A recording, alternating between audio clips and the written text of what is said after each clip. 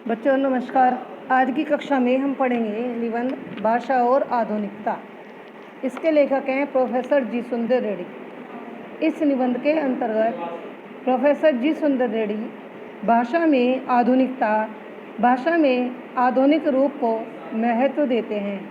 Professor जी सुंदर रेड्डी दक्षिण भारतीय लेखक होने के साथ साथ हिंदी भाषा के प्रचार प्रसार करने वाले प्रमुख साहित्यकार भी हैं।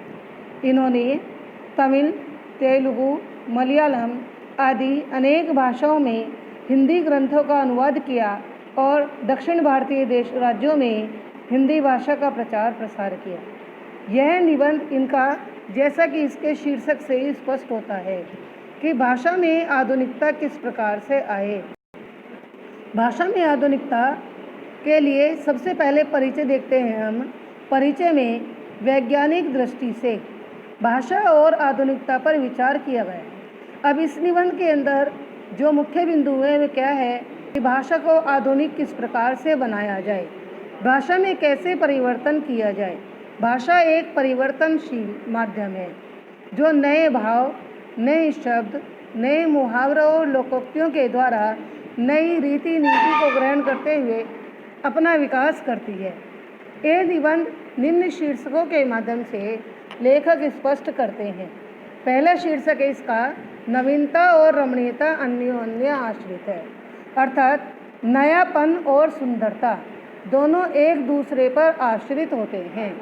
नए रूप के बिना सुंदरता का महत्व समाप्त हो जाता है और सुंदरता के बिना नए रूप को भी कोई सामाजिक मान्यता प्राप्त नहीं होती। जैसे इस संस्कृत सूक्ति महाकवि माघ के द्वारा लेखक प्रस्तुत करते हैं, क्षणे क्षणे यत् नवताम उपेति तदेव रूपम रमणीयतः, अर्थात प्रत्येक क्षण जो नए रूप को ग्रहण करता है वह ही सुंदर है। इस शीर्षक को हम कैसे समझ सकते हैं? मान लो किसी चित्रकार ने कोई चित्र बनाया, आपने उस चित्र को देखा, लेकिन उसके अंदर आपको आकर्षित करने का कोई भी साधन नहीं है, तो वह चित्र आपको अपनी ओर आकर्षित नहीं करेगा, भले ही उसके अंदर कितना नयापन है। लेकिन किसी दूसरे चित्रकार ने उसी चित्र में रंगों का समावेश परिवर्तित कर दिया, आपने उसी चित्र को पुनः देखा, आपको उसके अंदर नयापन अनुभव हुआ, आकर्षक और सुंदरता अनुभव हुई, तभी आपने उसे समाज के स्तर पर, देश के स्तर पर, मानव मात्र के स्तर पर प्रचलित किया। तो अतः नवीनता और सुंदरता एक दूसरे पर आश्रित है। यही नियम भाषा में लागू होता है। भाषा युग चेतना का सबसे शक्तिशाली माध्यम है। अतः भाषा में सदैव नयापन बना रहना चाहिए। नयापन बने रहने के लिए भाषा में नए प्रकार के भावों को, नए शब्दावली को, नए मुहावरों और लोकोक्तियों को समाविष्ट किया जाता है। जैसे बच्चों आप समझते हैं, अब यह कोरोना काल चला, इसके माध्यम से लोक प्रक्रिया है ना, सामाजिक दूरी, सोशल डिस्टेंस, ये शब्द पहले नहीं सुने थे, लेकिन अब भाषा में ये शब्द एक सामान्य बात हो गई। ये भाषा के अंदर नवीनता का समावेश हुआ। इस समावेश के कारण आप समाचार पत्र, पत्रिकाओं, पाठ्य पुस्तकों, शिक्षण आदि में भी जो एक आकर्षण, एक नया रूप अनुभव करते हैं, वह भाषा को आधुनिक बनाता है। दूसरा शीर्षक है भाषा की आधुनिकता से तात्पर्य, अर्थात भाषा में आधुनिकता क्या है। भाषा हमारी संस्कृति का एक अटूट और अभिन्न अंग है। मनुष्य सबसे पहले संकेतों के माध्यम से सीखता है, फिर वह बोलना सीखता है। जब वह बोलना सीखता है तो तब उसके जीवन में भाषा का समावेश होता है। भाषा सदैव संस्कृति के समान ही परिवर्तनशील और गतिशील है। भाषा में सांस्कृतिक हलचलों के कारण, सामाजिक परिवर्तनों के कारण, नई तकनीकी के कारण नित्य परिवर्तन होते रहते हैं। भाषा में दो प्रकार से परिवर्तन होता है, यत्न साध्य और दूसरा सहज सिद्ध। यत्न साध्य जब हम प्रयत्न करके किसी नई शब्दावली को अपनी भाषा में स्थान देते हैं। जैसे टीवी एक नया शब्द है, जिसने इसका आविष्कार किया, हमने उसे उसी रूप में स्वीकार किया। इसी प्रकार से यह यत्न साध्य है कि यत्न के माध्यम से भाषा को शुद्ध करना। जैसे ट्रेन या रेल, हम ट्रेन या रेल को उसी रूप में स्वीकार न करके उसका हिंदी रूपांतर करके उसे तब स्वीकार करते हैं। यह यत्न साध्य भाषा में परिवर्तन है कि जब परिवर्तन व्यक्ति समूह के द्वारा अपने आप प्रयत्न करके विद्वानों के साथ मिलकर भाषा में कुछ परिवर्तन करता है, वह यत्न साध्य कहलाता है। दूसरा, सहज सिद्ध। जब एक बालक मनुष्यों के समूह के बीच में बैठता है तो धीरे धीरे वह उस मनुष्य समाज के नई शब्दावली को ग्रहण करते हुए अपनी भाषा का विकास करने लगता है।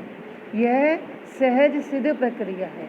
जैसे जैसे बालक समाज में उठता बैठता है, विद्यालय में जाता है, विद्यालय में विभिन्न विषयों का अध्ययन करता है, तो वह अनेकों लाखों शब्दों को उस अध्ययन अध्यापन के माध्यम से ग्रहण करता चला जाता है।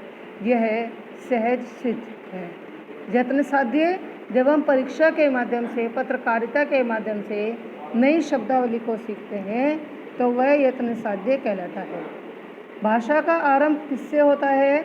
यहाँ भाषा और संस्कृति का संबंध स्पष्ट हुआ। अब आता है कि भाषा का आरंभ किससे होता है।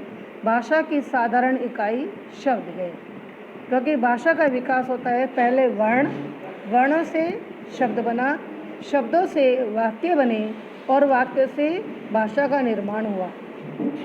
शब्द के अभाव में भाषा की कल्पना करना भी दुरूह कठिन है। भाषा की विकासशीलता सदा शब्द से आरंभ होती है।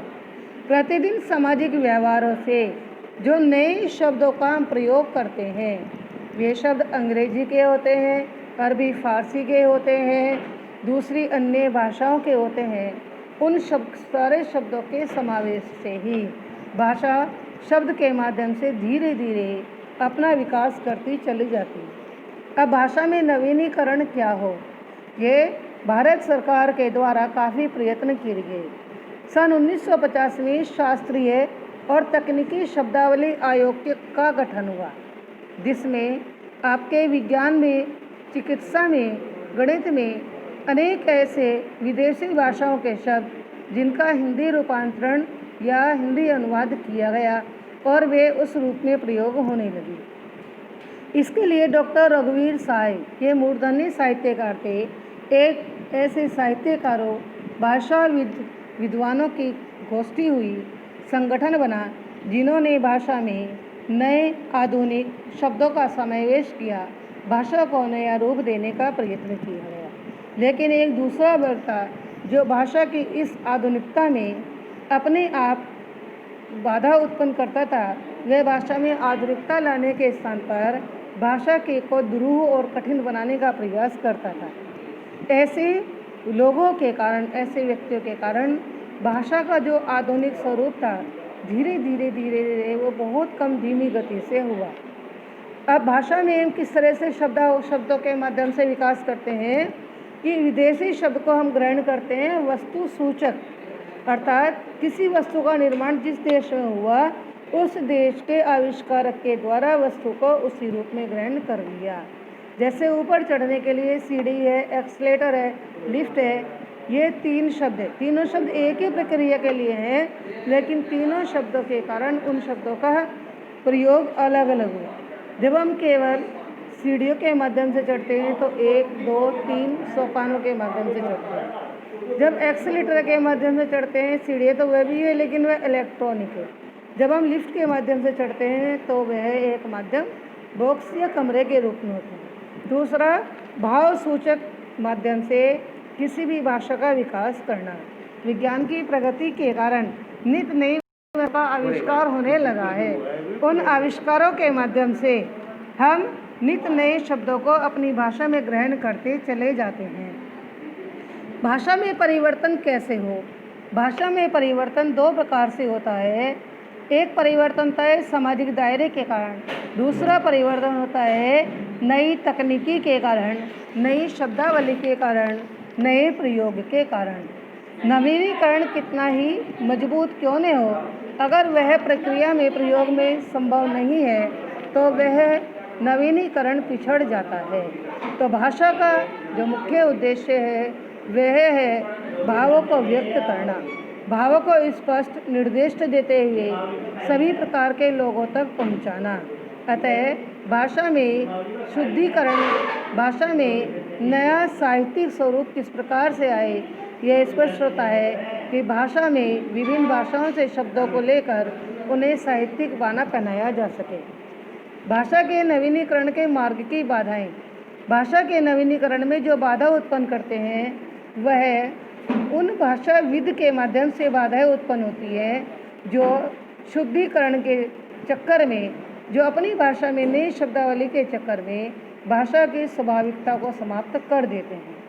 अब भाषा के नवीनीकरण के लिए विदेशी शब्दों को ग्रहण करना, भाषा को नया रूप प्रदान करने के लिए विदेशी भाषा के शब्दों को उसी रूप में ग्रहण करना अनिवार्य है, अन्यथा वे शब्द अपनी स्वाभाविकता, अपना उद्देश्य खो देते हैं। तो भाषा में विदेशी शब्दों को उसी रूप में ग्रहण कर लेना चाहिए। भाषा के नवीनीकरण के लिए स्पष्ट अभिव्यक्ति और व्यावहारिकता। यहाँ लेखक स्पष्ट करते हैं कि भाषा का नवीनीकरण तब संभव है जब हमारी अभिव्यक्ति स्पष्ट हो, हमारी अभिव्यक्ति पूर्ण व्यावहारिक हो, जो समाज के अधिक से अधिक लोगों के समझ में आ सके। कहने का तात्पर्य है नए शब्द, नए मुहावरे, नए प्रयोग भाषा में व्यावहारिकता प्रदान करते रहते हैं। हमें समय, स्थिति और तकनीकी के अनुसार उन सबको ग्रहण करना चाहिए। बच्चों, इस प्रकार से आज हमारा यह भाषा और आधुनिकता निबंध पूर्ण हुआ। आप इसकी व्याख्या पर आधारित प्रश्न आप करेंगे। धन्यवाद।